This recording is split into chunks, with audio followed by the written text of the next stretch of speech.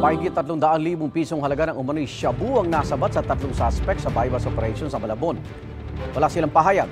May unang balita si Bea Pinlac.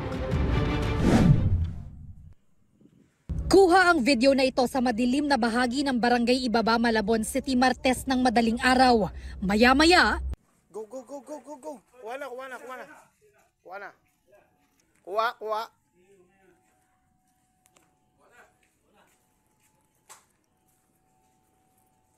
Ayos. kumilos na ang Malabon Police na nooy nagsasagawa ng buy-bust operation. Arestado ang 31 anyos na si alias Joy na nakulong na rin noong 2019 dahil din sa illegal na droga. Arestado rin ang dalawa pa niya umanong kasabwat. Ang kayang i-market neto ni alias Joy is 50 to 100 grams per week.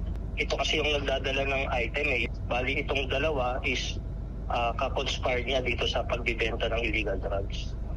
Usual kasi transaction nito, ini-meet up yung subject, may kaliwaan system, magpapalitan, magsiset sila ng lugar kung saan, then palitan lang ng item at ang pera. Mahigit 50 grams ng hinihinalang shabu na may halagang halos 350,000 pesos ang nasamsam sa mga suspect.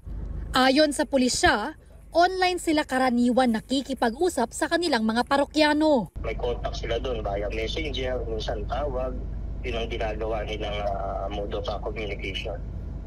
Hindi papakita yung item via messenger,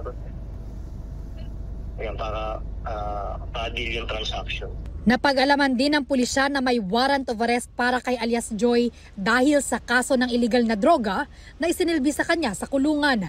Matipid ang pahayag ni alias Joy. Sa korte na lang po ako magpapaliwanag. Hindi ko po sila kilala. Tumangging magbigay ng pahayag ang dalawa pang suspect. Iniimbestigahan pa ng pulisya kung saan kinukuha ng mga suspect ang ibinebentang shabu. Mahaharap sila sa reklamong paglabag sa Comprehensive Dangerous Drugs Act. Ito ang unang balita.